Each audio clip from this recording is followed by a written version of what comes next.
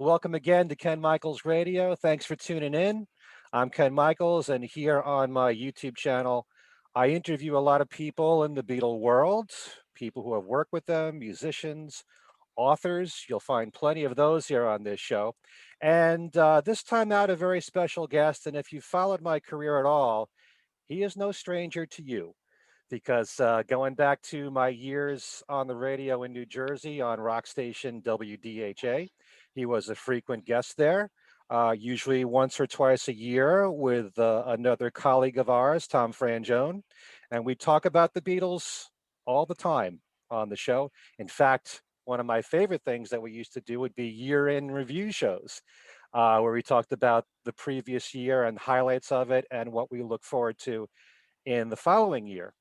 And then later on, he was a co host, a regular co host of one of my podcast shows, Things We Said Today, along with Alan Kozin and Steve Marinucci at the time. For several years, he was a part of that show. So he's been a big part of my Beatle world, and I'm proud to introduce him right now on Ken Michaels Radio. Al Sussman, glad to have you here. Ken, good to be here. The reason I invited Al on is because he recently wrote an article for Beatlefan magazine, and Al has been a writer for Beatlefan since its inception, really. Around 1978 was the year, right? Well, my first piece was actually in the last issue, at two pieces that were in the last issue of the first year. So that ran close to the end of 1979. Oh, okay. Yeah, All right. so it's been over, well, now at 41 plus years. It's amazing how the years fly. It certainly does. And that's something we're going to discover in today's topic because Al wrote an article on the Beatles' Afterlife, all dealing with the many releases in the now more than 50 years since their public breakup. And so much has been released in all these years, in all the decades. Some releases have been extremely successful, some have not. And I always feel like they're all very important because it keeps the Beatles' name out there in the public eye and it helps to increase sales in their back catalog. We're going to be discussing, I guess, most of, or if we can, all of these releases, what their importance has been. And not only is Al someone who's written a lot of great work for Beatlefan, but he's very much a radio geek like I am. And he's been able to observe Beatles airplay on the radio all these years. And since I'm also a radio guy, we're going to be talking about that as well in this conversation. But let's just And I start. also just to interject, one other thing is that I was kind of like on the fringes of the radio business for 15 years when I worked as a radio analyst for ASCAP. Right. You want to just talk briefly about what you did there? Basically, what we did was we listened to tapes, 6 hour blocks of tape of radio shows from around the country, all different formats. Hmm. And we had to identify all the music, including a lot of the music in the commercials, and log that all into the computer. And that's one of the ways that the songwriters get their royalties, or at least they were in that at that time, because that job is now being done by a software package. Okay. And how many years were you doing that? 15 years, almost exactly 15 years. Okay. Those were which years? Let's see, 1991. Let's see, I started there in April of 1991, and then I was was retired there in March of 2006. Okay. So you got a When good taste of what radio was playing. Yeah. Oh, absolutely, Yeah. yep. What were you about to say about 2006? Yeah, it was. Yeah, March of 2006, which was when they had to eliminate my position. Okay. Well, I'm sure you weren't alone, but No, I wasn't. There were about five or six others who got the axe at the same time. yeah. So you got to hear what many different, like you said, formats of radio was playing at the time. Hmm. Um, Absolutely. I want to just start with a very basic question, which is in the last 50 plus years, do you think that the popularity of the Beatles, and we're mainly discussing the group on Right. this show, but their popularity has been consistently strong, or have there been peaks and valleys from what you observed? There was a valley in the actually in the 80s. Hmm. It seemed to be, in the aftermath of the murder of John Lennon, that for the mass public at least, they did lose a certain amount of popularity to the point where a uh, uh, uh, a 20 greatest hits collection that came Hmm. out in the fall of 1982 peaked at number 50, which is the lowest that any EMI Capital Apple LP since the breakup of the group. That's the lowest peak for any of the releases. Right. And the ironic thing about that is, of course, that 18 years later, a very similar compilation came out that became the biggest selling album of the first decade of this century and is still probably in the top 10. And we're going to talk about that later for sure. Mhm. But Right. I was going to say, from what I observed at the same time, definitely the early 80s, there was a lull that I Yes. experienced, and also from observing the charts like you did. And I Hmm. also think that it was a combination of fatigue from John Lennon's murder, hearing a Hmm. lot of John Lennon music. I'm sure getting very depressed over hearing John Lennon's music and Beatles Absolutely. music. And then at the same time, fatigue from all these compilations that had come out on the Beatles. How much further could you take it? I mean, you had rock and That roll music and love songs, and then that continued into the early 80s with real real music music. and 20 Yeah. greatest hits. Right, and in fact, the things like love songs, even the Beatles' Rarities album that came out in Hmm. 1980, did not do nearly as well as, say, the Red and Blue albums had done in 1973, or Rock and Roll Music in 1976, or particularly the Hollywood Bowl album when that was released in 77, because that spent 2 weeks at number two Hmm. behind Rumors, Fleetwood Mac's Rumors. Okay. And yeah, so there was certainly a peak there, and then after that, there was definitely certainly in terms of chart performance, there Yeah. was a lull. Yeah, And I could sense that being on the radio then.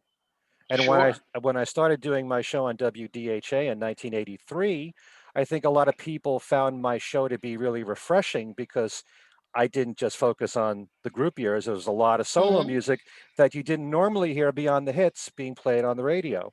So I think because of that aspect of it, I really benefited from that. But for a while, I think the public wanted to kind of go away from the group years, and I think unfortunately, a lot of that I personally believe, as I guess you do too, it's because of the tragedy of what happened to John, and to be reminded of that. Absolutely. Absolutely. And but then there was a revival in 1987 when when finally the Apple EMI Apple CDs finally came out. Right. Okay. We'll talk about that too. I want to start, Okay. in the 70s because you just mentioned the Red and the Blue albums, 1962 to 66 and 1967 to 1970. How important do you believe those albums were in the Beatles catalog and in this aftermath of the Beatles? I think they were very important because there was by that point, in 1873, there were a lot of people that were, oh, I don't know, your age, who Hmm. who who were really too young to have experienced the rise of Beatlemania, and Mm. and may not have really been all that interested in the Beatles at all. They may have, they may have sort of cut their musical teeth with Led Zeppelin, Hmm. or Cream, or Jimi Hendrix, or the Who. And so I think those two albums, maybe even more so, 67 to 70, since that became a number one album, um, kind of turned on a lot of young people to the Beatles. Right. And that's why I've Yeah. said in many of my shows the importance of compilations because it Yes. introduces their music to new generations of fans. And there are Hmm. plenty of people who are brought up first on the red and blue collections. And Absolutely. yeah, really interesting. And those two double albums then stayed on the charts for a long time. Oh You yeah. know, uh, one thing that's always kind of baffled me a bit, but of course the Beatles didn't do anything according to the norms. But Of aside course. from a collection of Beatle oldies that came out the end of 1966 in the UK, we never really had a greatest hits album of any kind from the Beatles. And you did have Hey Jude as an album, which wasn't really a greatest hits. Why is it in all those years they never figured to put out a greatest hits album? I think, if I recall correctly, in the second EMI contract that Brian Epstein negotiated in '67, he basically put the kibosh on any greatest hits type compilations. And but with Brian gone and then Alan Klein coming in, he kind of finessed that clause with the Hey Jude album. Hmm. And since that did so very well, I mean, that was a number two album behind Bridge Over Troubled Water. Hmm. And so that kind of gave him kind of the license um, to do something like what they did with the Red and Blue album, which was a reaction to a bootleg Right. compilation called Alpha Omega, and coming just the following year after Klein's label Labco had major success with the two disc Rolling Stones compilations, Hot Mm. Rocks and More Hot Rocks. Um, Immediately, they thought, well, let's do this, and so he basically had his assistant Alan Steckler put together a two disc compilations. Although the problem with the original the original American version was that they didn't bother waiting for EMI to supply them with the actual master tapes. Hmm. So they just went in and used production masters. So in the original pressings of the Red album, especially, you've got the reprocessed stereo, I Want to Hold Your Hand, and I Feel Fine, slathered with reverb and things, and the Bond-esque intro to Help, Right. things like that, because they just didn't bother. Whereas in England, they took the time, because there was, I think, about a month, if I recall, between the release of the two albums in England, and so they took the time to actually use the actual masters, Mm. so it sounded much better. Yeah, well, there are some people that still prefer those mixes of what was released here in the US with all that reverb. Oh, oh yeah, Still some. yeah. In certain cases, kind of for sentimental reasons, like I Feel Fine, for instance. Mm. I've always liked, and she's a woman as well. I've always liked the American single version, Yeah. and things like that. But the things though, like the Beatles' second album, which was just ridiculously slathered Hmm. in reverb, I've just never really liked. I've always preferred the you know the With the Beatles album. Yeah, I really agree with you, especially with "I Feel Fine" and "She's a Woman." It just Oh sounds so yeah. dry without it, you know. Hmm. But yeah, why was it? Do you know why Brian didn't want there to be a greatest hits I compilation of any think kind? I think his thinking was probably, especially for America, that if he allowed a an American greatest hits album, that would open the I mean, as it is, Capitol had put all of these various compilation, well, they really weren't compilations, but kind of patchwork albums together. And I think his feeling was that if he allowed Capitol to put out, like, Beatles greatest hits albums, that they would go hog wild.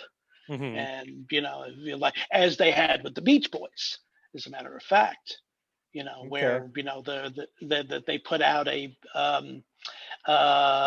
Best of the Beach Boys album about, I think, a month or two after Pet Sounds, because to Capitol, Pet Sounds was a disappointment sales right. wise. Yeah, You but know, I was wondering if maybe the thought was that all the Beatles music is important, and to only stress the singles would detract from the full catalog.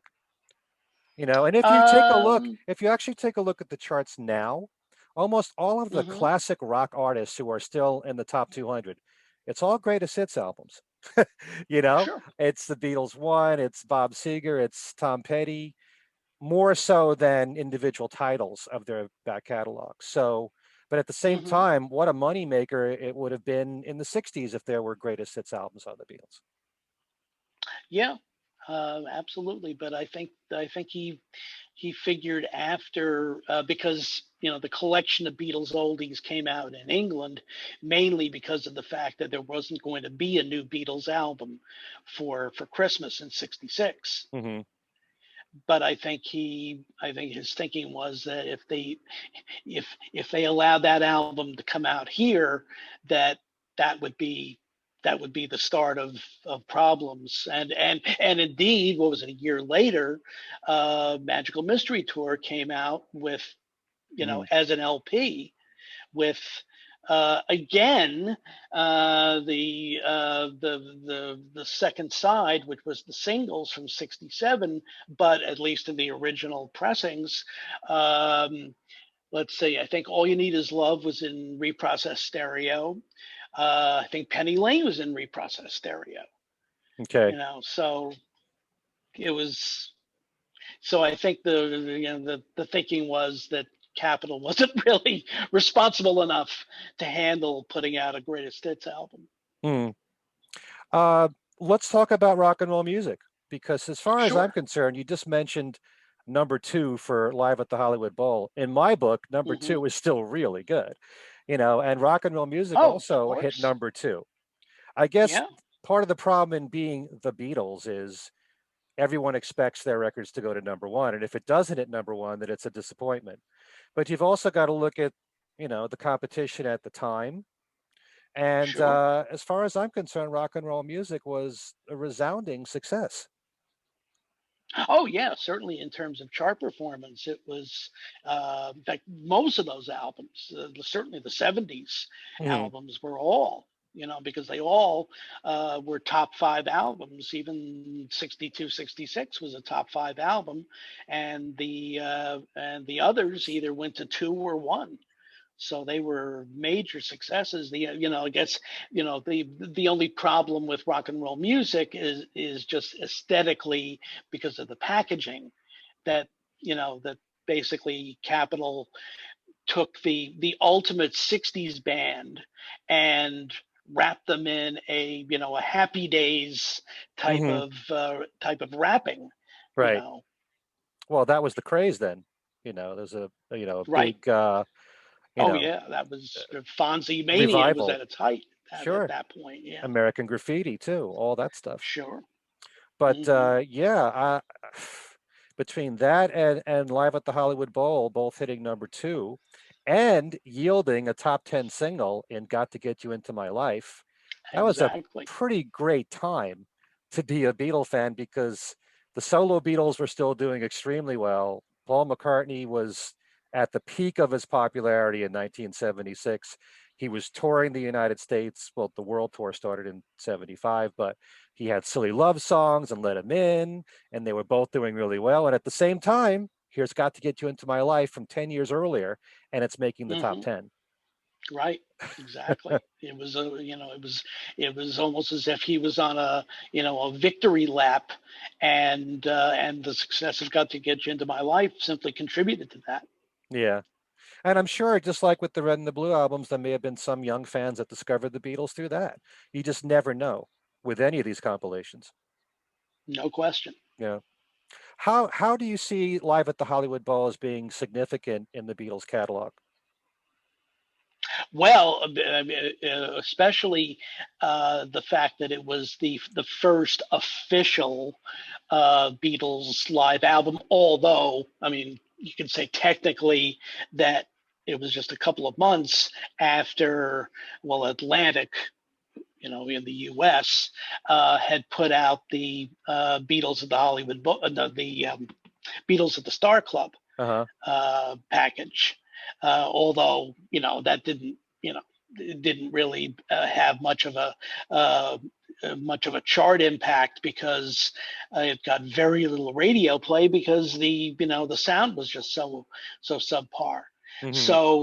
So Capitol putting out the Hollywood Bowl album right on top of that, um, it turned out to be it turned out to be a big success because it was again the, the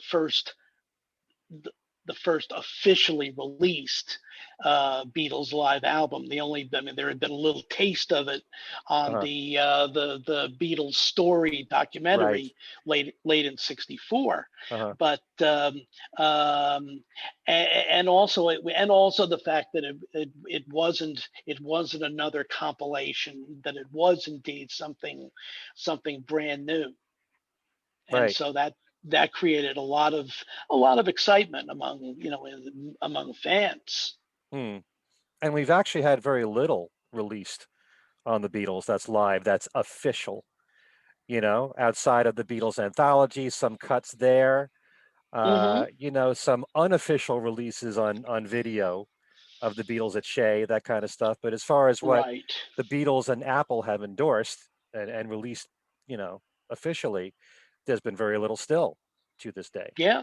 Yeah, that's true. I mean, they did. I guess this Uh, is what in the 20. Washington Coliseum, there was Yes, the that's what I'm digital thinking of. release. Yes. Yes. Yeah. And of course, part of the problem with that is because of the fact that those things that were recorded, even professionally recorded, the sound was just so distorted because of the screaming and all. Hmm. And actually, the Washington Coliseum show might be the best of them all. Now, when you You see know. how it's been, cleaned up, Oh yeah, it's, you're glued to yeah. that screen. I'm Oh yeah, telling you, it's great. it's, It's great. yeah. Yeah. How about, you went into all these other compilations, love songs, there was a big dip there in Right. popularity between, Yeah. rock and roll music and that. You think that by then, the rock audience was already suffering from fatigue from this? There may have been because okay, it was supposed to be a collection of love songs. So then you're going to lose that girl doing on it? What's She's Leaving Home doing on it? Hmm. And even the cover with this phony phony leather, Right. and reconfiguring the picture of the group so that Paul was preeminent. It just, I don't know, it just felt kind of phony. I don't know how you many know fans thought about that, about Paul being projected up front. And, I don't know how many were even aware of that. But, Um, it was. Remember it being mentioned. Now, Beatlefan wasn't around yet, hmm. but I remember it being mentioned in like Joe Pope's "Strawberry Fields Forever." Okay. I think Barb Fennick may have mentioned it in the Right Thing. Hmm. So there was, so people were aware, and of course, a lot of people just didn't care. It was like, okay, fine, Yeah. but there were some that kind of felt manipulated in a sense. Hmm. Okay. All right. But there is a distinction between a love song and a ballad, you Sure, know, and certainly She's Leaving Home to me is a ballad, you know. it's a ballad, but it just in that, in an album or in a package that's designated as love songs, Hmm. a song like that really doesn't make, I mean, there was a European, I think it was maybe a French collection Right. called the Beatle Ballads. Right. So yeah, it would have fit on there, but some for one that's called love songs, it's like, Well, and you think love songs, you think romantic interest. It could be a relationship that's working out or not working out, but it's that kind of love. Although hmm some people I know, and I've discussed this on my radio shows, a love song could be a love song to God. You know, hmm could be a love song for your pet. you know, yeah, sure. so Sure, but that's like, George, saying for so long that, that something was not necessarily about Patty, mhm. you know. Many of his So who songs could be knows? interpreted as a song for a female, whether it's Patty or could be about Or God. for God, yeah. That's how George's songs are. So the compilations continued in the early 80s, like you had mentioned, rarities. And then there was real music.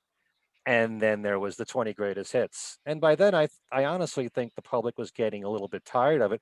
Although rarities, for the fans that really wanted something else other than the typical stuff that was already in the catalog, to have Penny Lane in there with the extra notes at the end that was on the promo copy, little differences here and there. Having Misery on there. As a hmm kid, I got to tell you, I never realized when I was young that that was on Introducing the Beatles. And whenever I went to a record store, I was looking for Misery, and it wasn't on any Capitol record, and it drove me crazy. And I saw it in the Right. Beatle cartoons, and where is this song? I wasn't aware of it then. Yeah, because So, the VJ album was long out of print by that point, mhm, and the only way you could get that were, there were counterfeits at the time, but you right, couldn't really get the actual album, and the only alternative was the early Beatles, which right. was another real dog, as sonically, and Misery and There's a Place were not on it, which made no sense. But at least There's a Place was the B side of Twist and Shout, so I had that.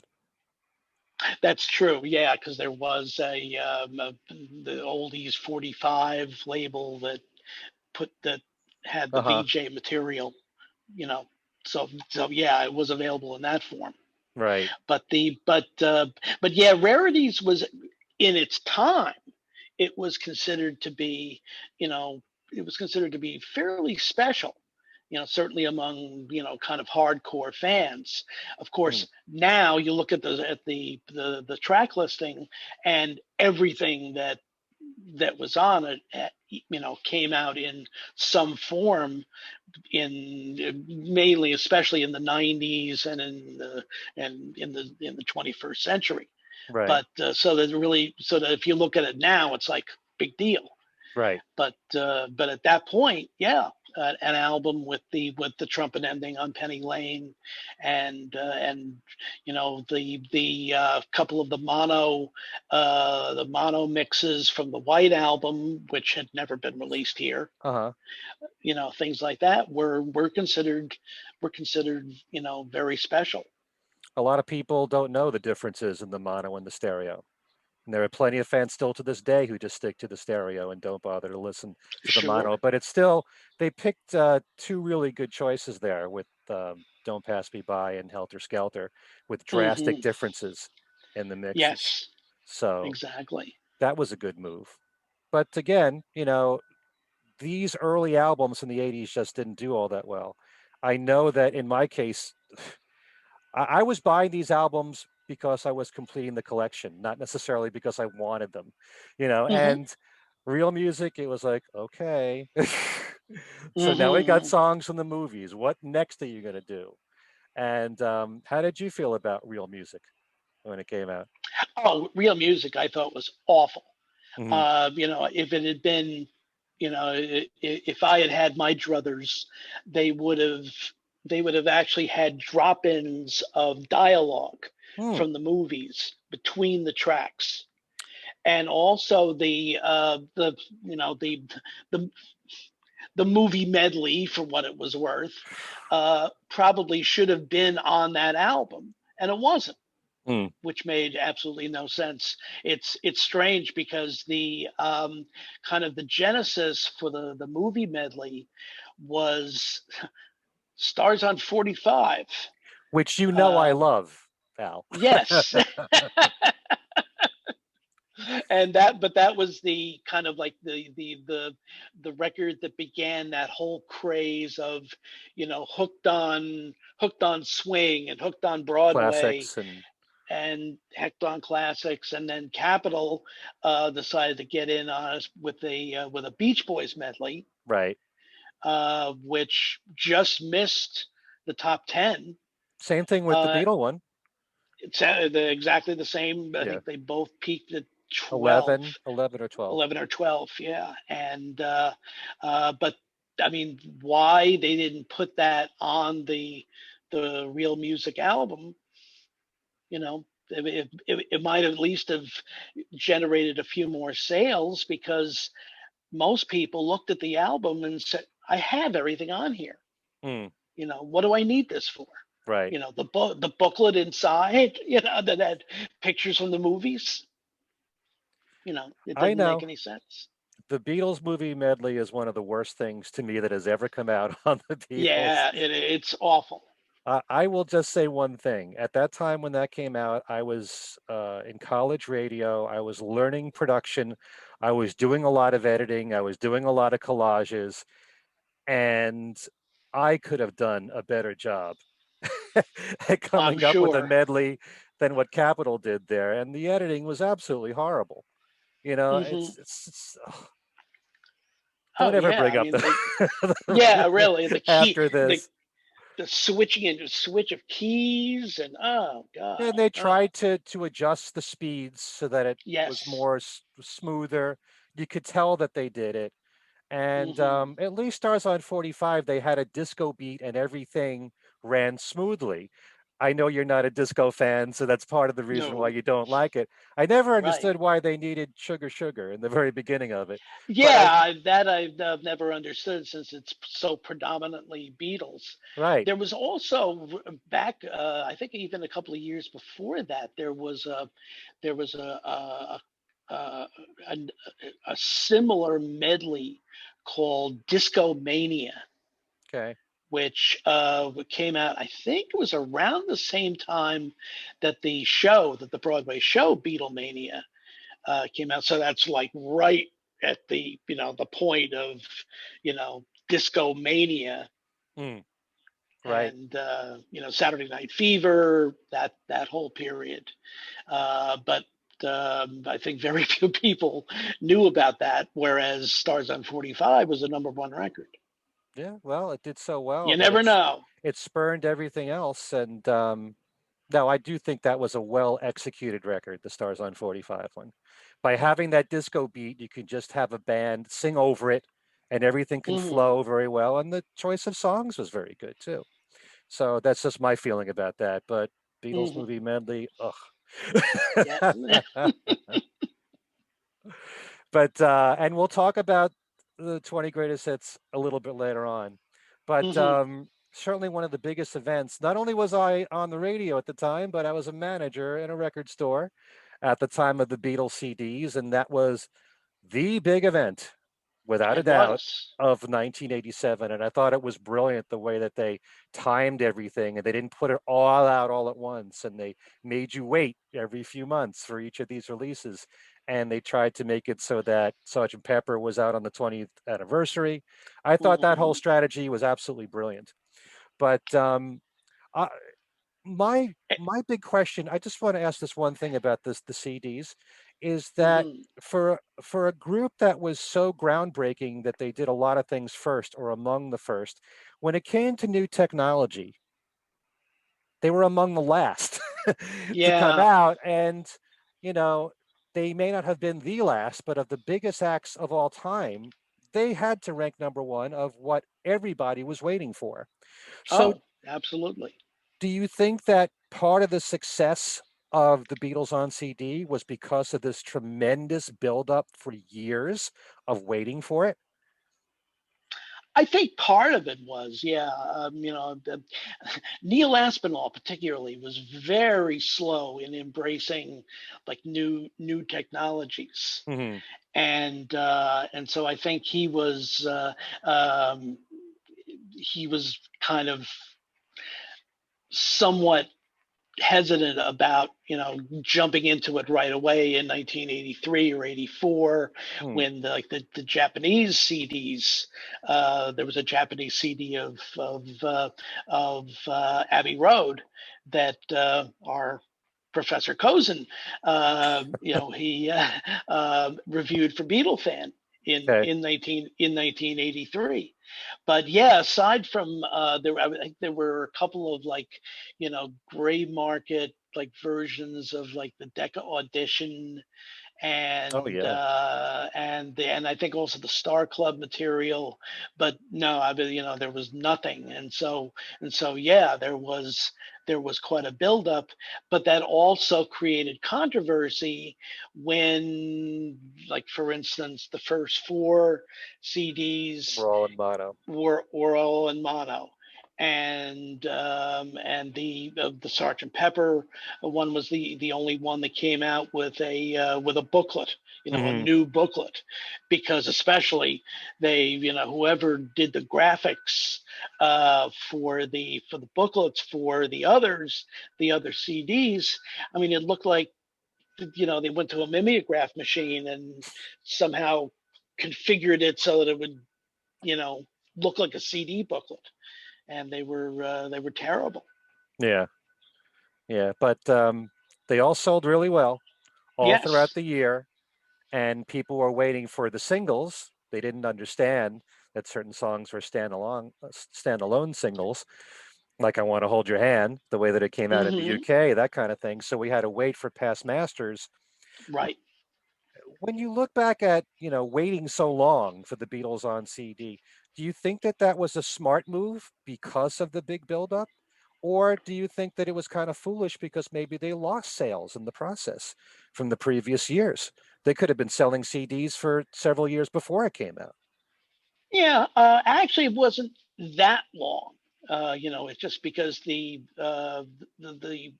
original CDs Hmm. really came out in really the latter part of 1983. So we're really talking basically 3 years Okay. between when the first US CDs came out, Hmm. and when, in fact, Born in the USA, Bruce Springsteen's Born in the USA was one. Yeah, but there was either the first or one of the very first pop CDs, Hmm. because the field early on was largely classical music. So yeah, so it took about 3 years, and I think in a sense, it helped because it built up anticipation, Right. and again, it may also have helped that by 1987, a lot of young people had gotten their first CD players, and again, very possibly may have discovered the Beatles through those original CDs. I'm sure there are plenty, like Hmm. all these other releases, you know. Right? But just to jump much further on, I could say the same thing about waiting when it came to the Beatles being on iTunes. I mean, that didn't Oh happen yeah, until 2010, right? 2011. Okay. Yeah. But then again, think of all the sales there that they may have lost because of that. But do you think, again, is it wise to keep waiting and having these buildups? Well, in that case, it actually was a very good thing because it was in the years immediately preceding um, their going to iTunes that one, as I said, was Hmm. the biggest selling album of that decade just before, Right. immediately preceding. So in that case, it actually was a a pretty much a savvy decision to wait. Hmm. And it kept the sales of one thriving. It's Oh, the no only question. way. Yeah. Especially since the only way you could get it was as a CD. There wasn't Hmm. even a vinyl version of it. It was Right. strictly a CD. Hmm. Yeah. Now the '90s were a very pivotal time. Hmm. No doubt about it. Um, the Beatles live at the BBC, 1994, and then the three anthology double discs that came out. Right. I think that those were so huge, and the three anthology CDs all went to number one. It's Yep. really And pretty remarkable. yeah, and BBC went top five. Hmm. You So know. this is another thing where you're attracting new generations, and you've got the Beatles anthology on television and eventually on video cassette, the video cassette compilations and DVD. But I really think Hmm. that that was such an important release for, again, attracting new generations of fans. And between that and the Beatles one, that was an amazing time. I think that period alone really helped to generate more fans than, well, for quite a while. Oh The yeah. '70s were still an amazing time when you consider the red and the blue and rock and roll music and live at the Hollywood Bowl. And then the '80s, like I said, there was a lull, picked up with the CDs, and then we have the middle of the '90s with the anthology. So, Mm. you know, what are your thoughts about that whole period, and what that did for regenerating interest? Well, actually, flashing back to the '80s just for a second, actually, one thing, the album that didn't come out that may have been fairly pivotal if it had been Mm, released was the Sessions album, right. which would have come out, I think, shortly after 20 Greatest Hits. Mm, But for various and sundry reasons, the Beatles and Yoko put the kibosh on it, and mm, it never came out. Again, if you look at the track listing for the Sessions album now, everything on it was eventually released on right. either the anthology albums or other, in other albums. But at that point, things like "Leave My Kitten Alone," "If You've Got Troubles," as bad a record as that is, and other things that were supposed to be on it, that would have been a big deal. So I think the fact that it didn't come out probably contributed to that lull in the years before the CDs came out. But certainly, yeah, just especially all of the buzz that was going on in '94 and '95 about the Threedle sessions, Hmm. things like that, and the BBC album coming out almost out of nowhere. There was no advance buzz about that at all. It's It just interesting. seemed suddenly to suddenly appear, and a lot of again, a lot of younger people, or even just casual fans who had never heard those recordings. I mean, I've always been, and I know you too. Mm, I've always been an absolute freak for the BBC material. right. And but there were a lot of more casual fans that had never heard those songs, especially had never heard and Soldier of Love, or had never heard "Soldier of Love," um, had never heard "A Shot of Rhythm and Blues," things hmm like that, yeah. and including the one the one Lennon McCartney song, which was in the original package of Hmm. most people, unless they knew Billy J. Kramer's version, Right. had never heard it.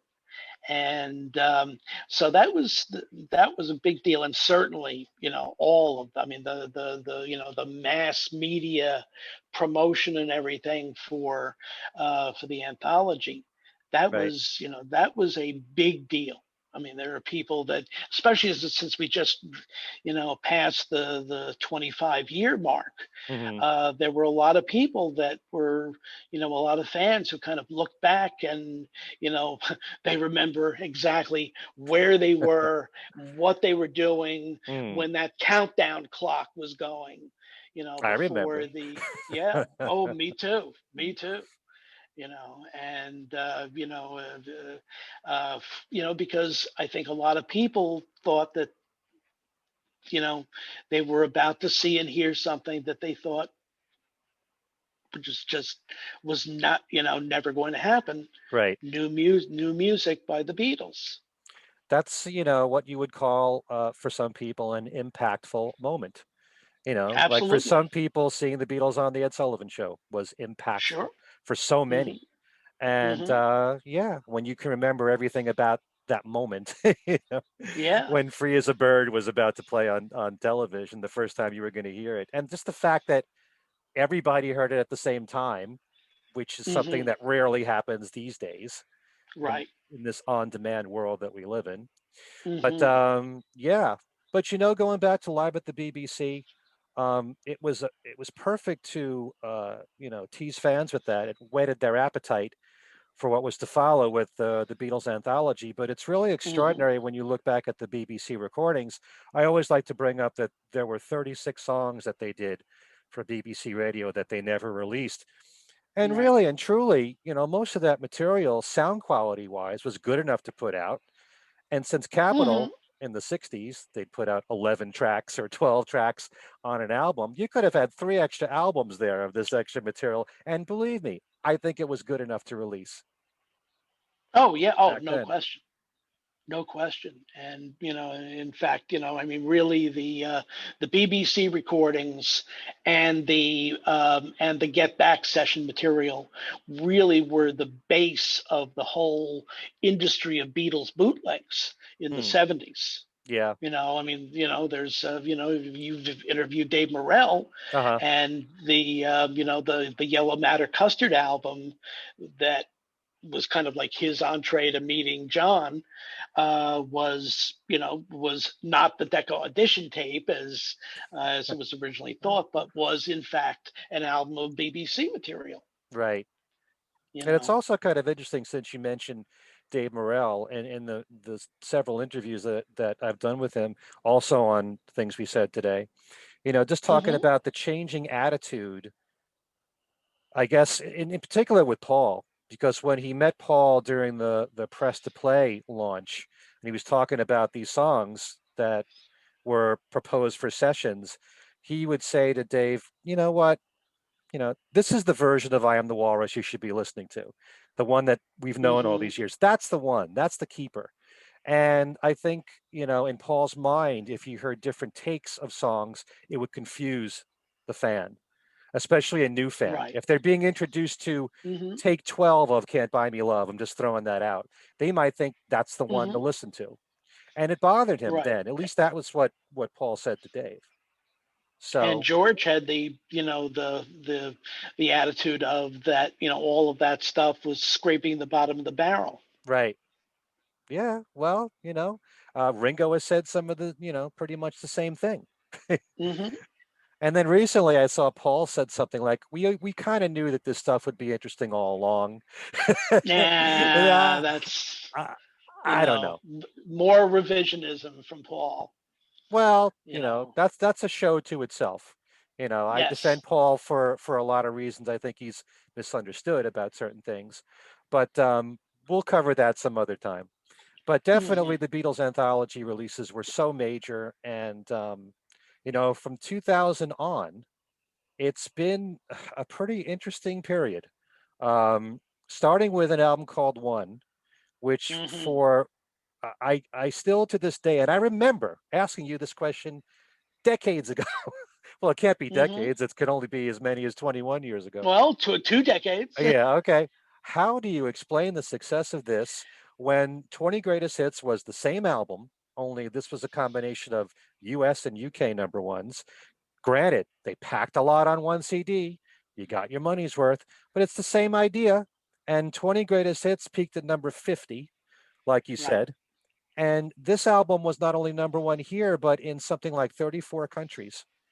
Hmm. Exactly. And I remember in, I guess it was August of 2000, talking to Martin Lewis at the Beatlefest in Chicago, and he was asking me if if I thought that there was any potential in this album at all, and I thought, but there's no there's no reason for its existence whatsoever, because Mm, you've got the red and blue albums, and that one attempt at putting out a smaller greatest hits album peaked at number 50. uh-huh. So there just seemed to be uh you know no reason for its existence at all. But the weirdest part of it um when one came out in November, and it went to number one, and then dropped, because the following week the Backstreet Boys, who were the Mm, boy band of the moment, released their new album, and so leapfrog to number one. But then after 2 weeks, one returned to number one, and then the figuring was, well, it's Christmas time. They've had this huge direct marketing campaign, a lot of TV advertising. mm. It's the kind of an album that will sell well for Christmas, and then after Christmas it'll drop off the charts. Except that it didn't stop selling after Christmas. It ended up um, being number one for 8 non-consecutive weeks, with just that 1 week that the Backstreet Boys were number one, Mm. being the 1 week. And then even after it had dropped, it continued to sell and sell and sell. Mhm. And especially, if Paul would go out on tour, or Ringo would go out on tour, or anything that happened involving the Beatles, immediately one would suddenly spike up in sales. Mm. And this went on for years. It's still Again, going on. oh yeah, exactly. I mean, again, it was the biggest selling album Yeah. of the first decade Mhm. of the 21st century. The teens, the only albums that were bigger sellers were Adele's two albums, 21 and 25. And it's So the still, the Beatles one ranked number 3 from that decade? well, it depends on the listing you're seeing. Uh-huh. I think it may have been like in the top five, but Mhm. still, I mean, that's ridiculous when you consider that the newest note on that album had been recorded, you know, 30 years before. Mhm. It was it was just, there was no predicting something like that. And like you said, and you can expand on this, anytime there's a new release from Paul, it Hmm. generates interest in the back catalog of the Beatles. And if there's any album that appears in the top 200 on Billboard, it's one. It's Yeah. always that album. You will get Right. later albums like Sgt. Pepper, the White Album, and Abbey Road at times. Abbey Road, right now as we speak, is in the top 200, along Right. with one. But one is the guarantee. Yeah. It's the Pink Floyd Dark Side of the Moon of the Yes. of the Yeah. Beatles catalog. It Right. really has become Exactly. that now.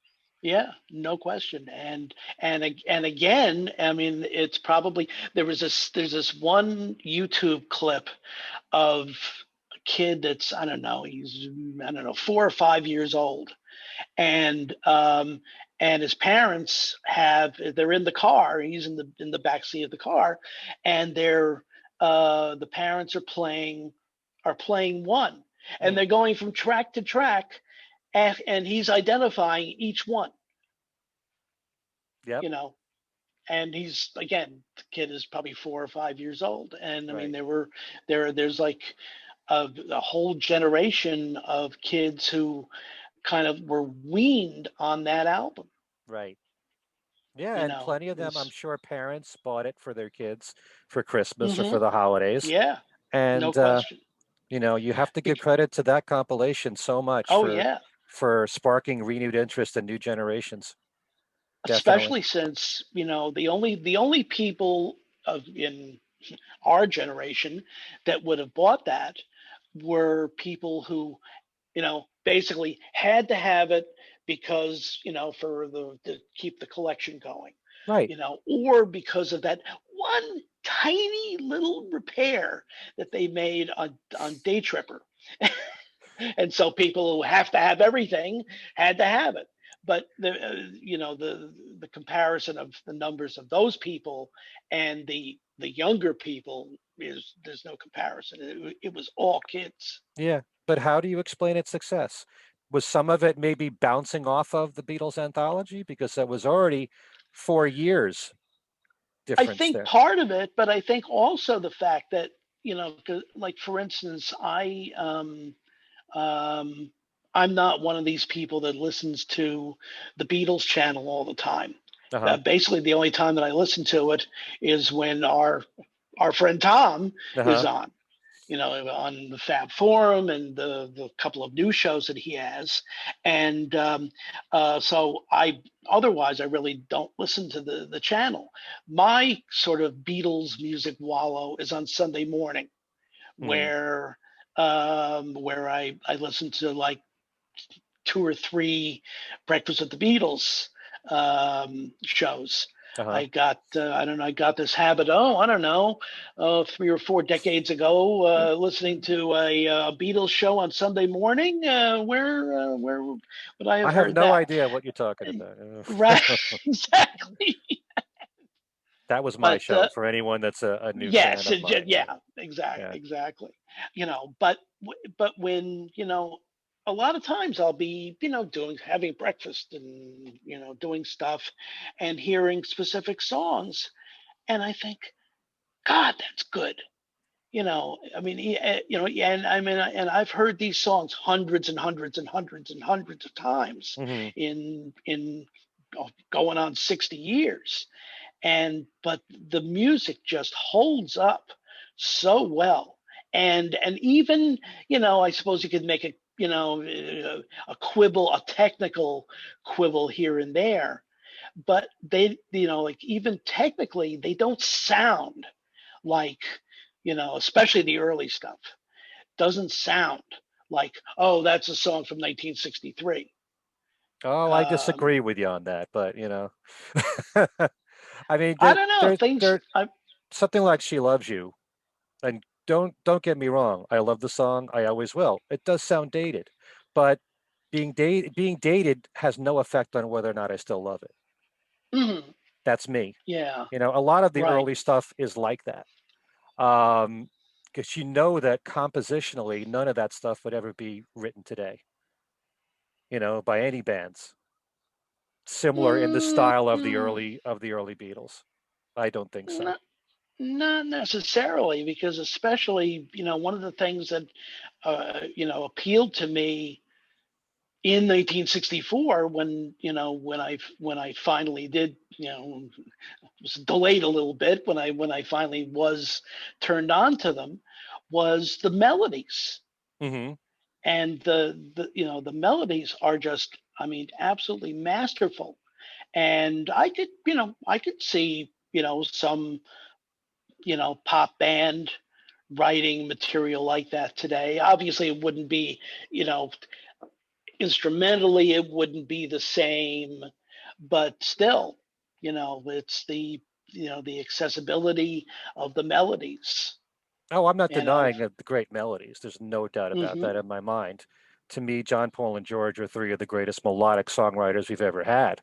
Hmm. I'm just saying that compositionally, a song like "She Loves You" or "From Me to You," I wouldn't hear songs written in that style today.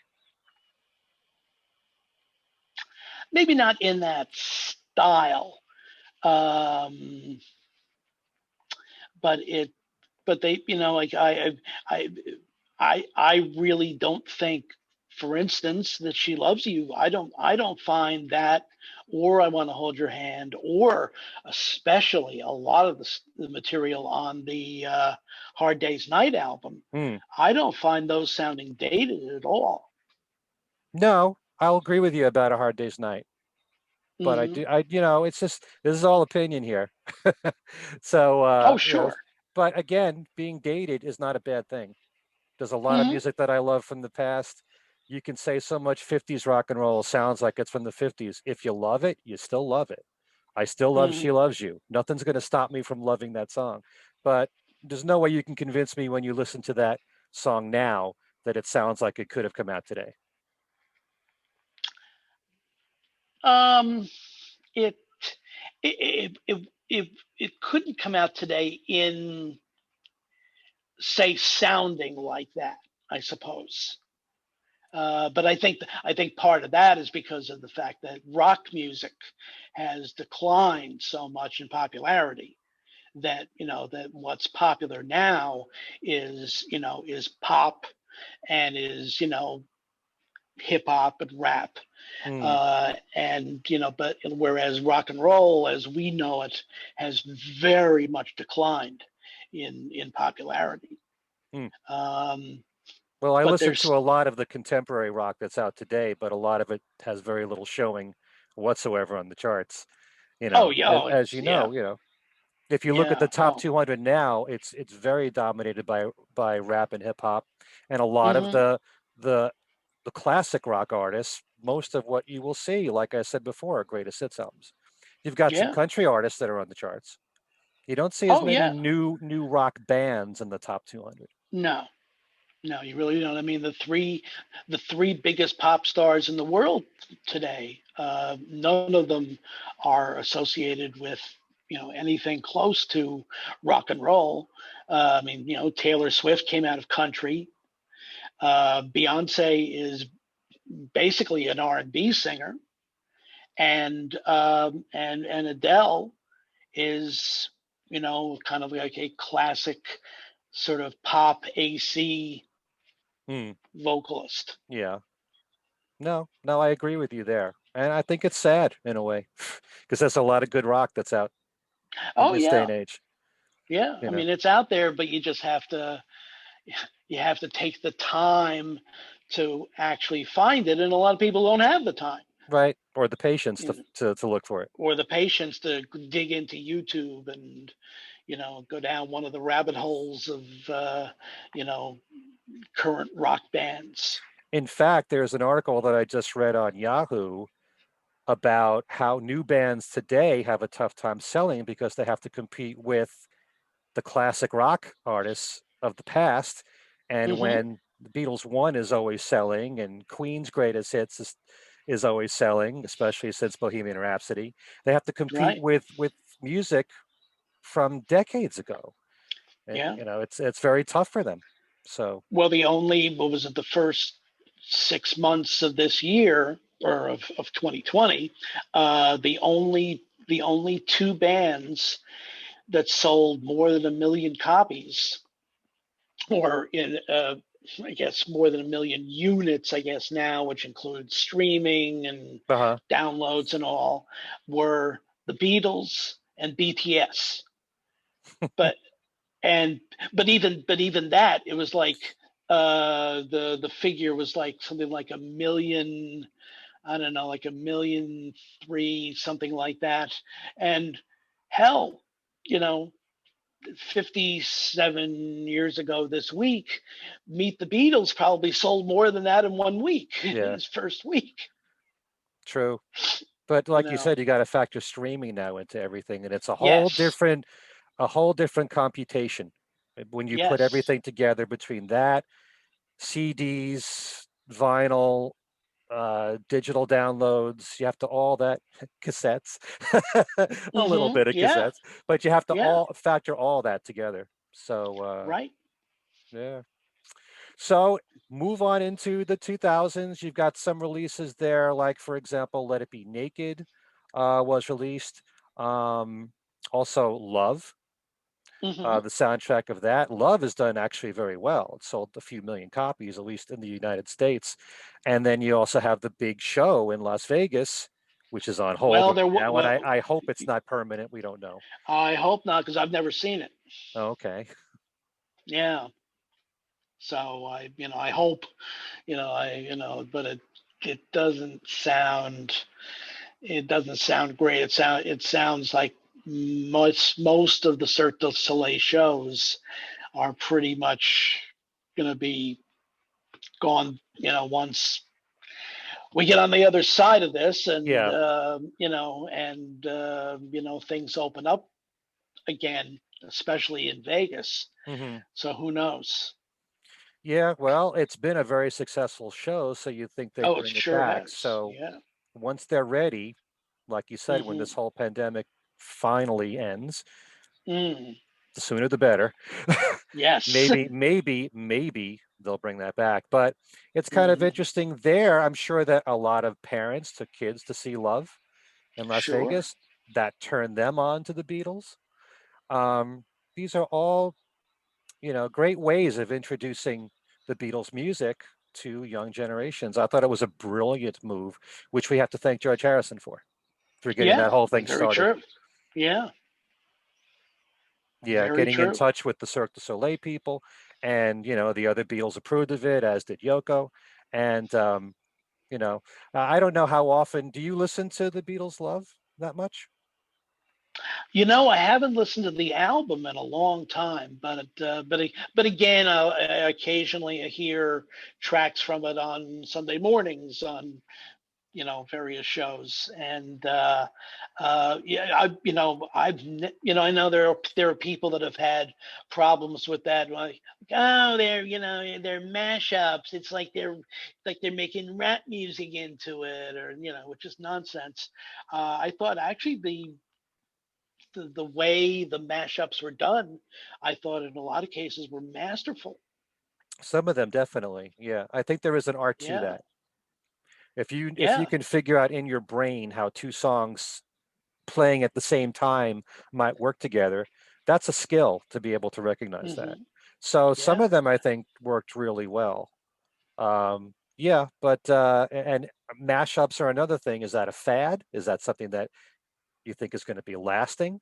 Once in a while I sneak something from Love into my programs, but it's not Hmm. a regular thing. Yeah, I think the mashup thing, I think that's kind of already sort of gone by the wayside. It was more of a fad than anything else, and I think it's kind of faded away largely. Hmm. Kind of like the medleys. Yeah, exactly. Hmm. Yeah, right. There was a vogue for mashups for a while there, things like the Gray album, things like that. But I think that vogue has kind of gone by the wayside. Yeah. And what are your feelings about Let It Be Naked? Eh, I mean, it's okay. It's so blaringly obvious that it was kind of mandated by Paul because he wanted a version of the album that that was not as specterized, but it's not it's not the like it's not the a stripped down version of the actual album. The takes that are on there are not the takes that were on the original album. For instance, the take of the Long and Winding Road Hmm. that Spector used Right. for the single is on Anthology 3. So it's interesting, and of course, people especially didn't like the fly on the wall disc Oh God, because that was it's terrible. yeah, yeah, because it's so short, and there's so much they could have done. But of course, now, unfortunately, I think people are going to be expecting, the to put every minute of the Niagara reels on. On the next, on the audio, the audio box for Let It Be when that comes out. Mhm. Uh, but but no, I wasn't really a big fan of Let It Be Naked. Well, the one thing I love about it is that the sound quality is absolutely precious. Oh yeah. It's so perfect. It's right Hmm. in your face. You really feel like they're Yeah, right there that's in the true. room with you. And they even have Hmm. like what would you call them? Composites, the two different takes of I've Got a Feeling edited together, that kind of Yes. thing. So Hmm. that was very Yeah. nice. Um, and we just talked about this so my viewers know Al was just a guest on things we said today, which is actually now online um, on YouTube as we speak. We were talking about we did a whole show on Phil Spector and the whole idea of fans now, many of them preferring the more stripped down approach to a lot of recordings, albums where they prefer the producer doesn't have too much of an influence in the final product, that it's more, you know, more of a back to basics. This also, in some ways, I feel has made Paul McCartney's DIY albums just gain in stature through the years. People prefer when it's his own production as opposed to someone else. I don't want to say interfering, but Hmm. putting too much of themselves into his albums, like a Hugh Padgham, Right. but it's not They've. like, and I'm veering off course here. There are certain albums where if I was to listen to Egypt Station right now, I wouldn't say, oh, that's a Greg Kurstin album, with Paul Hmm. vocals on it. Yeah, I don't think that way. Because Paul is always involved co-producing these albums anyway. But Right. yeah, but there are people now who prefer Let It Be Naked to Let It Be. There are people Hmm. that prefer, Stripped Down to Double Fantasy. Hmm. And there are people now that are saying they like McCartney, McCartney 2, and McCartney 3 more than so many of the albums where he's got a producer. So it's that kind of a feeling. So Let It Be Naked, I think, there are a lot more people appreciating that album more now, but still, I will always love the original. And I love all the banter in between, all the ad Hmm. libs that were And taken off. and it'll be very interesting to see when the Plastic Ono Band and All Things Must Pass packages come out, how much stripped down material there'll be there. How much more can you strip down Plastic Ono Band? Well, yeah, that's true. You That's true. got three Yeah. musicians on there, and that's it, for the most part. Hmm. Um, Yeah, and what about Let It Be itself? Are they going to remix the original album? What are they going to do with whatever Phil Spector did, or can you take that off? I don't know. Um, You know, Probably not. Um, I have a feeling, but I'm sure they're going to have to do some kind of remix because it's become tradition now hmm, after Sergeant Pepper and the White Album and Abbey Road. I think people would feel let down if there wasn't a remix of some kind. yeah, Uh, but they, but they might not, and I shouldn't say they. I mean, it's Giles Martin. hmm, Um, I'm sure Giles wouldn't completely strip out Spector's um, um orchestrations and all. Plus the fact that, as I think Alan brought it up the other night, was that actually the number of tracks that he added on orchestration to it's on only on Let It four. Be. Yeah, Yeah, yeah, exactly. it's So, Let It Be, whereas Long and Winding Road, Across the across the Universe, and I universe. Me Mine.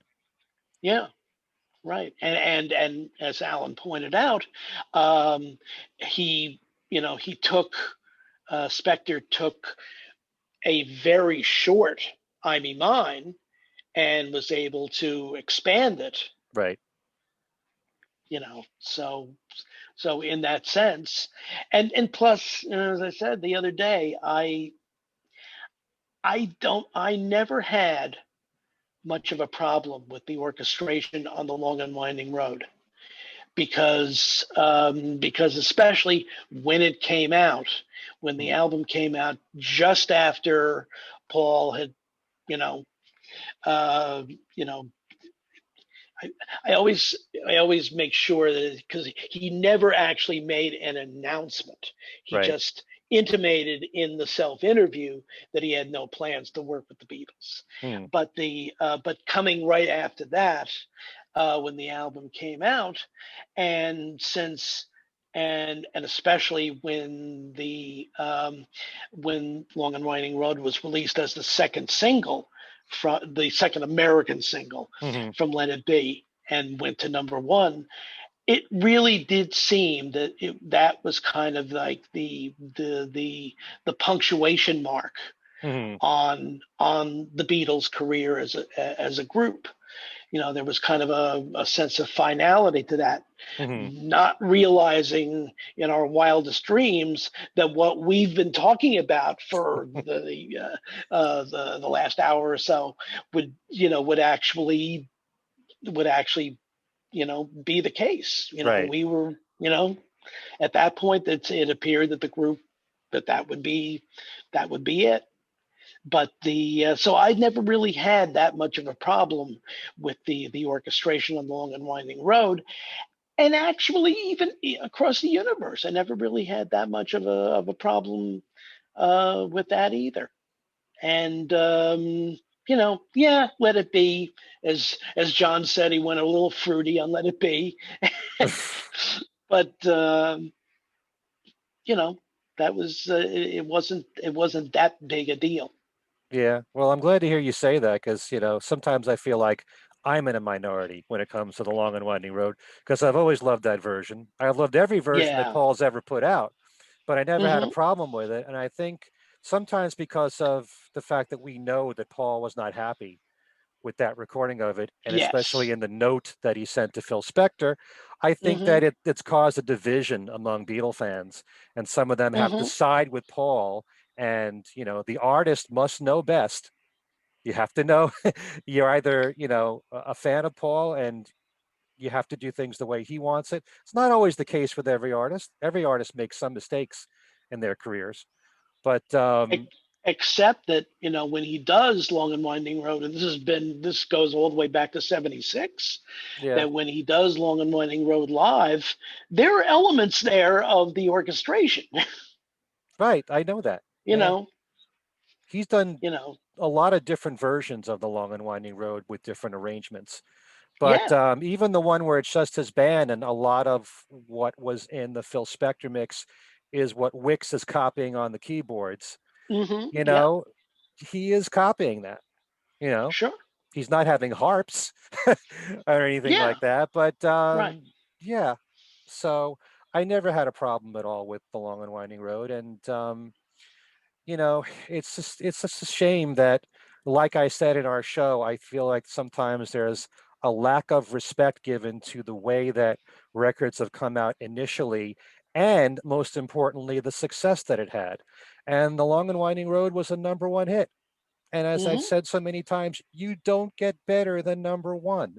That's Yeah. proof that the American public heard it, they liked it. That's Hmm. just the way it is. You can't change that from history. And so you might like it better with it being stripped down. You might like different versions, but you still have to acknowledge the fact that it was a number one song that way, And now we're living at a time where people want to hear things differently. They want to hear All Things Must Pass stripped down, less Phil Spector Hmm. production. There's nothing wrong with hearing different mixes. There's nothing wrong with Hmm. that, but you have to, give credit to the way it came out first, because the reason why it's so revered all these years is Sure. because of the way it came out first and because of all the success that it had first. And sometimes I think people, they only care about today, what their feelings are today. Oh, yeah. Yeah. That's a problem, is that people have, their attention spans are so short, Mm, and their memory is also so short, that that they tend to, it's kind of like the people, the fact that Let It Be, the movie, mm, hasn't been in circulation for so long, right. you know in in major circulation for so long, that there are a lot of people that have never seen it, that have gone, with this, conventional wisdom, that it's this terrible film, where it's, is the Beatles are fighting through the whole thing, Mm, and it shows them, they're breaking up, and that's not the case at all. right. There's like the one little scene of George and Paul Right. having a little bit of an argument, but at least the original film is, as I've said before, when I saw it Mm, in mid May of 1970, when I left that theater, I was about 2 feet off the ground, uh-huh. because the rooftop concert Right. is that good. Mm, That any of the problems with the Twickenham rehearsals, which are, I mean, visually very dark, but also are just, they're not really, they're not great musically. mm, But by the time of the rooftop session, the climax of the film, it's great. right. You know. And when you get down to it, I guess Michael Lindsay Hogg only had so much to work with. And Hmm. I think the whole thing with Paul and George, the argument they had is so overblown. Oh yeah. Every band has arguments, Oh you know? yeah. It's like I tell people that, you have to remember that those four people were, at that point, they were none of them was yet 30 years old. Hmm, And especially in those days, I don't know, could be the same today, but certainly in those days, guys in their 20s that were in bands, no matter how successful they were or whatever, they tended to be dicks to each other, you know? And whether it be women or money or musical differences or whatever, and you've got the Rascals and Credence, and so many bands that had, where the relationships became really bad, because in their 20s hmm, they were terrible to each other. yeah. And as huge as the Beatles were, it's the same thing. They were guys in their 20s. I And just watched the new documentary on the Bee Gees. I don't know if you hmm saw it, but yes, even very good. within a family, those three Yeah. brothers were competitive with each Oh, other. absolutely. Barry And and Robin were very much, yeah, through almost their whole time together, were very competitive. you might think that because they're family, that, that would solve a lot of problems, no matter what, everything, the family comes first, and maybe Hmm. their relationships would be better, but they're no different than most other bands that have problems like Yeah. that. The So Wilsons, you know, there you go. that's an extreme example, but it's an example. Yeah. So moving on, all these archival Beatle box sets, Sergeant Hmm. Pepper, the White Album, Abbey Road, have all done extremely well. All top 10 status in the United States. And, amongst the people I hang out with, the people in my shows, we're all reveling in it. We love the Hmm. jobs that have been done. I must admit that in my case, I immediately go to the alternate takes more than a remix of the albums. Hmm. Um, I have a feeling with remixes, I'll probably appreciate them a lot more further down the road, because I never had a problem with original mixes anyway, and I can apply that to most of the solo Beatle music too. But There's certain songs that really have been enhanced by the remixes. The one that I when I got the White Album box, Dear Prudence, hmm, is like it's almost like a different experience listening to it. And I guess even more so, long, long, long, which has had always been the mix had always been very, very kind of quiet. very quiet, if not muffled, and it's much, much more listenable now. I sometimes wonder if that was always intentional to follow Helter Skelter, this big loud song with something more Yeah, quiet, at least in yeah. the beginning of Long, Long, Long. But Hmm. I always loved listening to Revolution One from the remix Hmm. because I'm hearing all the harmonies clear as a bell. I Sure. love that. But then I'm always wrestling with this idea of, the Beatles approved it this way.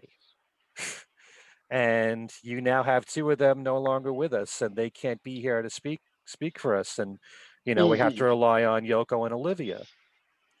So it's the same thing with John's solo catalog. He was very insecure about his vocals, strange as it may seem.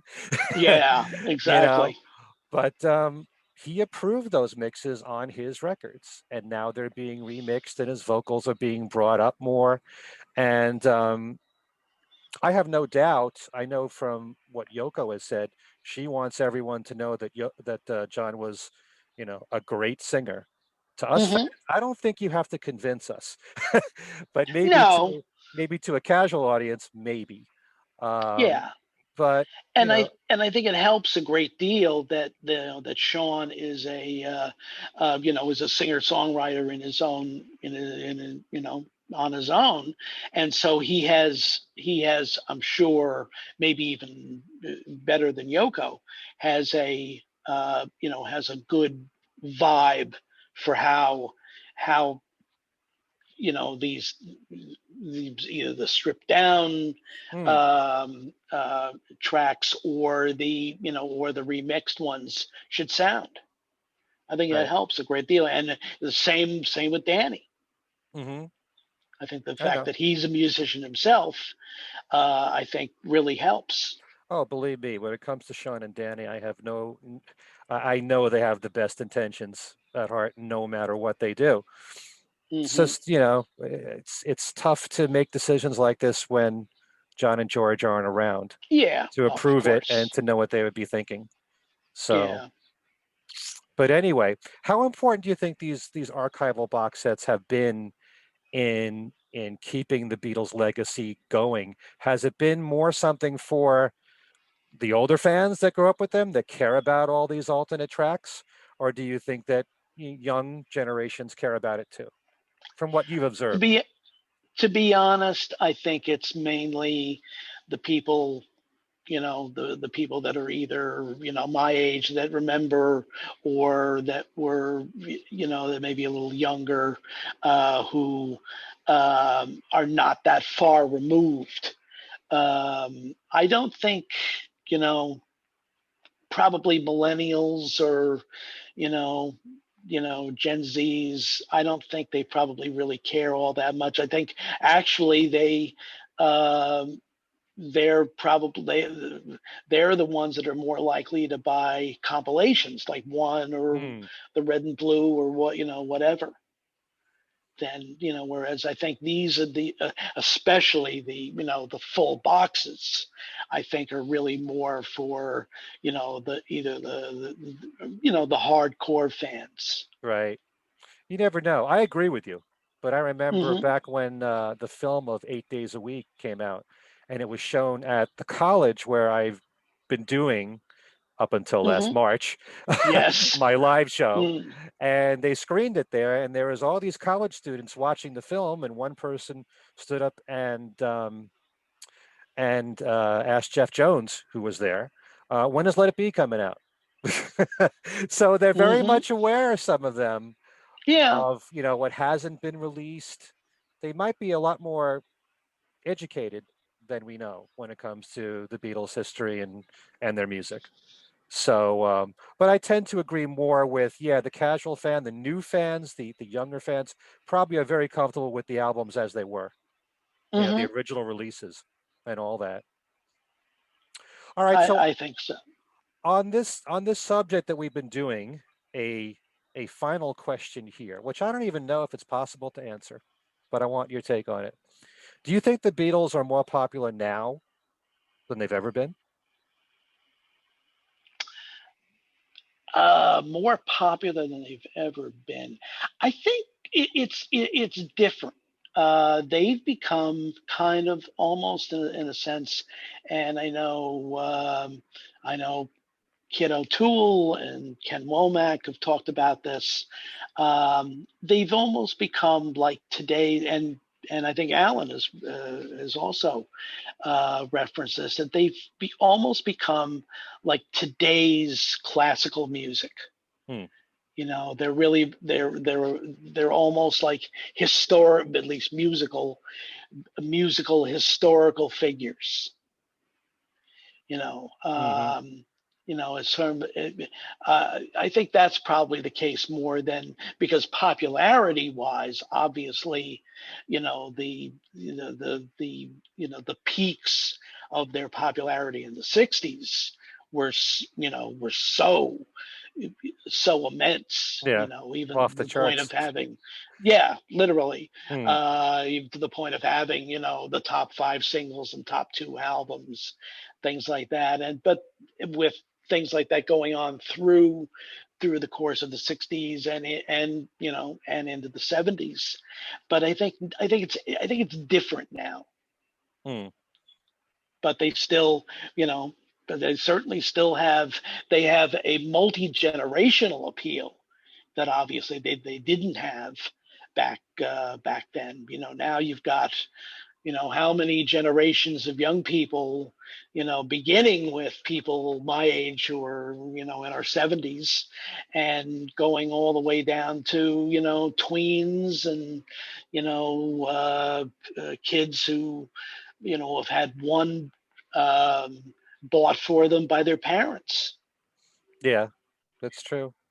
I Yeah. think it's a very difficult thing to gauge, Yes. because the way that I see it, there's more Beatle podcasts than ever before, Oh yeah. and there's always new ones. There's more Beatles Hmm. radio programs than ever before. There's more Hmm. Beatles tribute bands, and when I say Beatles, it could also mean solo. You could have solo Beatle Hmm. podcasts too.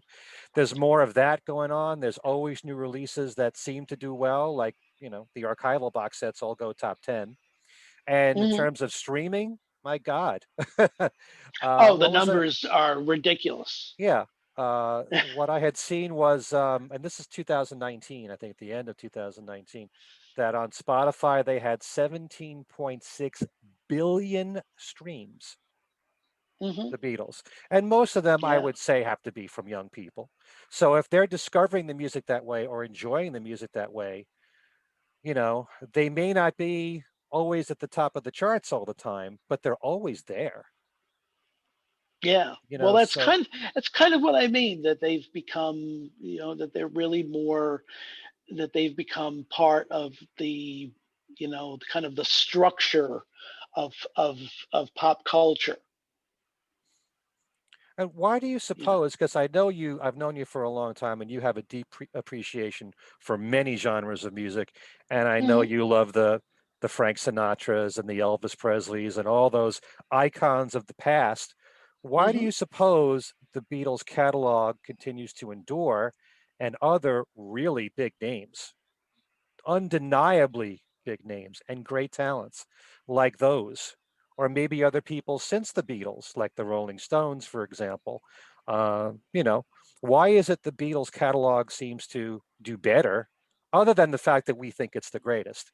I'm just saying, try to detach yourself from that if you can. Hmm. But why is it they continue to be on the charts, still enduring, seeing increased interest in them in the media for the many things I just mentioned, from radio shows to podcasts and all, and the streaming? Why is it them more than everybody else?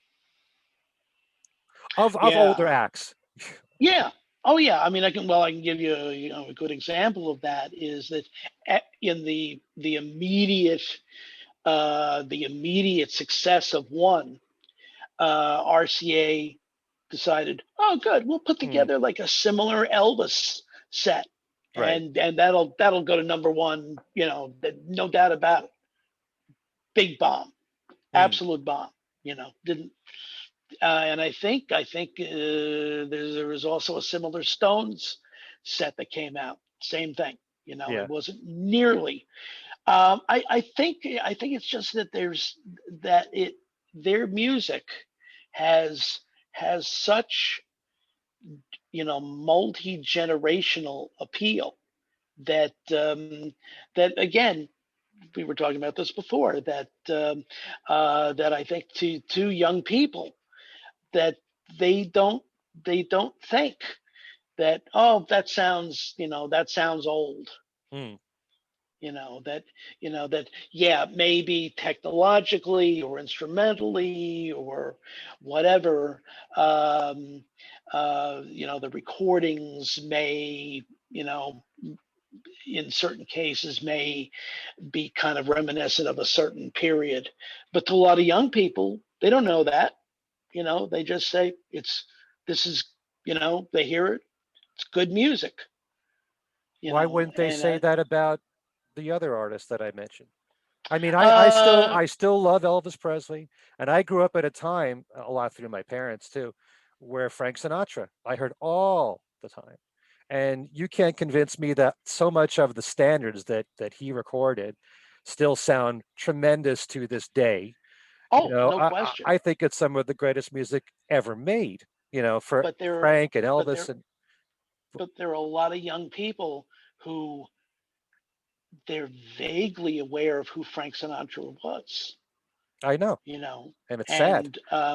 and and really they don't really even know that music. They don't know the Great American Songbook Hmm, at all, which is right. which is a shame. But that even like the Michael Bublé's and Diana Kralls and all Right. don't really hold a lot of appeal for like really young listeners. Hmm. Whereas it just seems that whatever it is that that Beatles music for some reason has this universal appeal to so many I could understand if it was just like people my age or people from the here's like a generation back from me, Hmm. or not quite, maybe like half a generation. But people like that who, kind of grew up in the 70s and 80s. But, but no, it's, as I said, it's to the point where, you still have, you know, little kids Hmm. who, once they're exposed, now not everybody is exposed That's the to thing. Beatles music. Yeah. In a lot of cases, if the only radio that they hear at home is, whatever the local top 40 station CHR station is, and that's the only music they hear, uh, yeah, yeah, they're not going to know anything about the Beatles. But it just seems that they have this um, this multi-generational appeal. What I always keep going back to is the day of the shooting in Florida, the in 2017. Hmm. Um, Emma Gonzalez, who became one of the, kind of like one of the leading spokesmen of the survivors of that shooting, she that day went to school wearing a Beatles T-shirt. Hmm. You know, Yeah. so and at that point she would have been, I don't know, 15, 16 years old. Hey, we go to the fest every year and we see teenagers Yeah. there Oh, that, absolutely. and I always No want to question. find out how they're discovering this music. I now no longer have any reservations coming up to people and asking them. I usually leave Sure. people alone. Now I don't care. But Hmm. usually I find out, this is from my experience, that they get it from their parents. But since streaming is so big, I'm wondering what the biggest factor is for young people discovering the Beatles now. Yeah. I think, in fact, talking to Tom, that the Beatles channel has been very successful. Hmm. It's probably one of the, especially now since it's been on for 4 years? I think it's almost four. four Yeah. years. Okay. It was, because it debuted just before the anniversary of Sergeant Pepper, just before the box came out, Hmm. and it's one of the more successful channels on Sirius XM, Hmm. and so I think that's a factor, and it's yeah, I think the podcasts, I think, frankly, are less of a factor, only because most of them don't play music, and But it's the music. if you talk about the music, you can get people interested in it enough to investigate it, and you can almost find anything on YouTube. Well, yeah, yeah, of course, but except that I think young people, if they do listen to podcasts, they don't really listen to that type of podcast. It's usually something like, they're like dramatic things, or um, things that are more of, like, in the area of pop culture, Hmm. things like that. Whereas, like, like a Beatles podcast where it's just people talking about them, Hmm. I don't think really has that much appeal to younger people. But but certainly things like the Beatles channel, or through streaming, or all the stuff that's on YouTube, Hmm. official or unofficial, uh, and as I said, I think it just has, um, really just, it strikes a chord with generation after generation of people. Hmm. Yeah, I've always maintained that when it comes to all these other artists, and this is also because I love these artists myself, the ones that we mentioned. Hmm. A lot of it all comes down to being exposed to it when you're young. Oh yeah. You Oh know, sure. if Absolutely. you don't hear Elvis Presley, or you don't hear the Rolling Stones, or you don't hear, I don't know, anybody, Stevie Wonder, if you're not exposed to it at a young age, that's when music has the greatest impact on you. And Absolutely. And so, and yeah, especially with Elvis, aside, other than, the Elvis channel on Sirius XM, where on earth do you hear any music by him anymore? Because the old, oldies channel, even on terrestrial radio, oldies stations don't play that's right. Elvis anymore. You really It's. have to hunt down certain specific radio stations. Fortunately, now almost every radio station streams. So you can find some radio Hmm. station in Florida that really is deep into oldies and goes back to the 50s. You know, Hmm. there's a radio station on Long Island that's been famous for a long time, WLNG, that played Hmm. hits from the 50s even through today. And if anything, their format is a lot looser now, but they still play hits. I don't hear too much 50s, but I still hear 60s on there. And even that's getting harder to find, the 60s and even the 70s. What was top 40 radio has become classic hits. And classic hits Hmm. is not exactly the same thing because they try to keep it more rock and none of Right. the more softer, if you want to call it middle of the road stuff. So they're so selective into what they'll play from the past that so much music now is like off the map. You never hear it Yeah. anymore. So, Right. I mean, CBS FM in New York, which has been a very successful station over the years. You probably have a better idea because you're, mm, you're still there. But last I had much contact with CBS FM, they had pretty much almost stopped playing 70s music. It was all mm, 80s and 90s, and you Yeah, know. unless it's a specialty program on the weekend. Right, You know, and even then, like things like the the doo-wop shop and things like that are long gone. well, you could still hear something like that on WLNG. There are a few Hmm. stations out there that are like that, but you have to hunt them down Hmm. yourself. So, but yeah, uh, and I'm very saddened by it because if you have a deep appreciation for all kinds of music, different genres, different decades, as time goes by, as I have talked a lot about in my podcast shows, certainly on terrestrial radio, as you get older, the program directors don't want to appeal to you. Once you reach Right. 54 or older, Oh, that forget it. that You that know. that applies to everything. It applies to television programs. Yeah. Hmm. Oh, yeah. I'm reminded how again, I'm veering off the subject, but like when Jay Leno had to leave the Hmm. Tonight Show is because he wasn't attracting a younger demo, and they wanted to find someone else to attract a younger demo. Right, You and know, Jimmy Fallon appeals more. right? But yeah, like for instance, I mean, I see commercials. In fact, um, after since Hank Williams Jr. is no longer kind of considered fashionable, Hmm. um, is it Monday Night Football now? Uses Little Richard's "Rip It Up" as their theme. Now, I mean, which is fine. I mean, Yeah, it's a wonderful record, but how long ago was that recorded? How many 50s. decades ago? Yeah, it was 50s, 55, 56. Hmm. And you know, you know, try finding a radio station that's going to play that. Yeah, it's very bizarre. It's very sad. It really is. Yeah. It all comes down to advertising and the mighty dollar. You know. Yeah.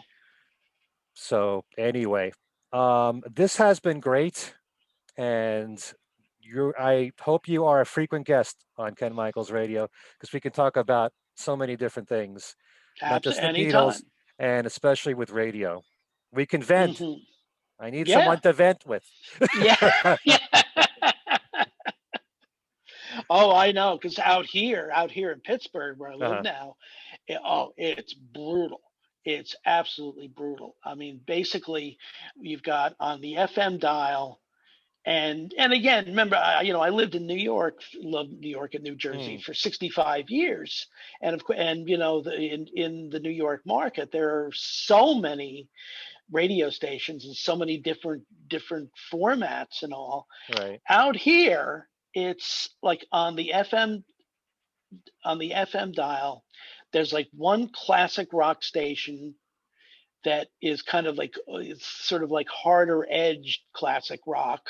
Mm, And their morning show, basically all they do is talk about the Steelers and the Penguins, and and and there's like three bro country stations, this kind of this what passes for country music now, uh-huh. which is, I think Ray Price once described it as it's nothing but, warmed over 70s rock and roll. Huh. It's not really country music. And I think there's like one CHR, Uh-huh. which is which is futile to listen to, you know, because if you don't know the songs themselves, they don't identify anything, and it's all voice tracked. Mm. So so it's futile to listen to, and it's bad. Huh. Okay. Well, I can tell you, and this is not meant to be in any way to help me to get work on these stations, but here in Hmm. Connecticut, where I live, I'm on the South Shore. I listen probably to more radio than I ever have, even in my Hmm. teenage years. But I pick Sure. up stations that are on Long Island, like the one that I mentioned, WLNG, and you can hear anything from, well, 60s on up. a lot of hits, album cuts. It's become much more freeform than it used to be, but they were so well known for playing anything that was a hit and even songs that didn't chart very well. They liked playing obscure stuff. I thrive on that. I Of love those kind of course. stations. So I still listen to that. And there's a station WEHM, which is a AAA station, kind of like what Darren DeVivo does on WFEV, similar Hmm. format. And they play a lot of the new rock that's out there, mixing that with Hmm. some classic rock. So that's how I get the best of both worlds, oldies Hmm. and some new music at the same time. And I'm very happy whenever, like, they will play when it comes to the Beatles, they'll play Beatles anthology stuff. They'll play like I'm Looking Through You, the alternate take, which is pretty cool for a Hmm. radio station to Sure. play that kind of Oh stuff. yeah. And they'll play, the new McCartney.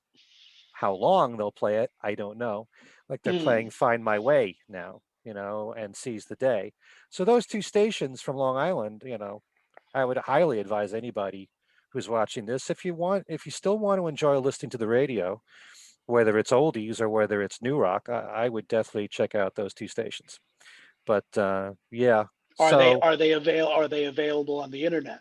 yeah, you can stream them.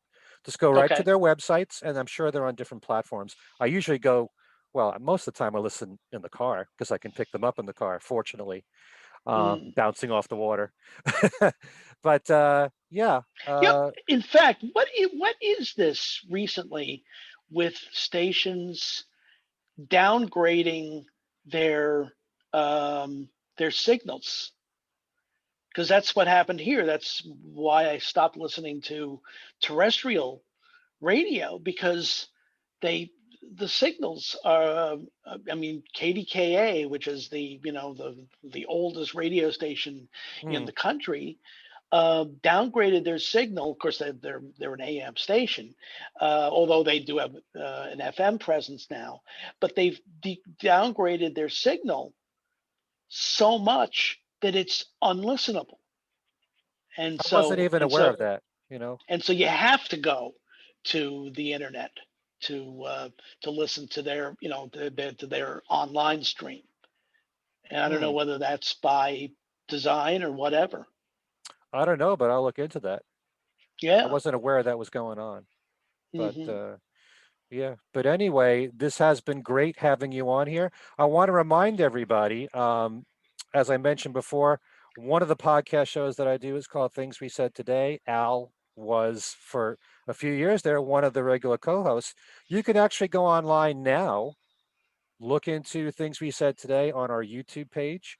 We're also on podbean.com and also on Hmm. iTunes. And there's loads of shows with Al on them. Back in the days when Steve and I started the show together, and then we Right. added Al and Alan Cozen. Steve and Al left, and now we have Darren DeVivo, so it's a threesome now. But Hmm. yeah, there's lots of shows that you can explore that Al was on. He's on our brand new show, which is show 333, and that's where we're talking about Phil Spector because of his recent passing. And so, if you want to check those out, please do, and please subscribe to the Things We Said Today channel. Please subscribe to this channel if you haven't done so already. And then there's also Talk More Talk, a solo Beatles videocast. We're going to be doing a show on Phil Spector there. For those of you that don't know about that show, it's on bi-weekly, just like Things We Said Today. It's on every other Monday night at 9 p.m. Eastern. We broadcast it live on our Facebook page, which is Talk More Talk, a solo Beatles videocast. So friend us on there. And then later on, it's on every platform imaginable and on YouTube. So, and you get to see us there. But if you watch the Facebook live broadcast, you can send us messages as we're doing the show live, and sometimes we respond to those on the show. But it's great to have them on all these different platforms, all these different shows, and great to watch on YouTube. Hmm. And So because I'm a regular, even if I don't happen to see the live show on Monday night, I can certainly catch it later in the week. hmm, well, that's the great thing Yeah. about on demand. There's pros Hmm. and cons. Yeah. Because I miss the live aspect of radio and television. I mean, it's more and more difficult to sell a live show that you're doing on the radio because people have to listen at that exact time. And Hmm. it's but it's what I love doing the most. I love being on the air live more than anything. And Absolutely. and by the way, this is one other plug, which is actually very important because we're talking about if you're frustrated with radio the way that it is, the stations that carry my syndicated radio show, Every Hmm. Little Thing, they make perfect sense for carrying my show because they're not typical radio stations. They're not Right. oldie stations or classic rock stations that play the same 300 songs over and over again. They have much more innovative programming, and if you check it out on my website, kenmichaelsradio.com, there's a page for the show Every Little Thing with all the stations that carry it and when it gets broadcast and with links to their websites so you can stream them.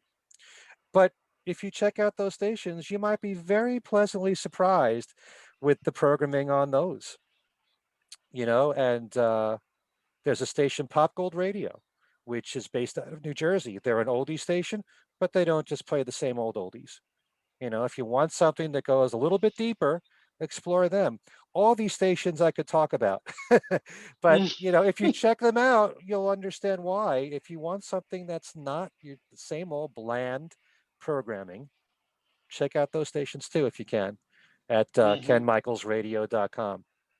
Now that I've promoted my whole life here, Why not?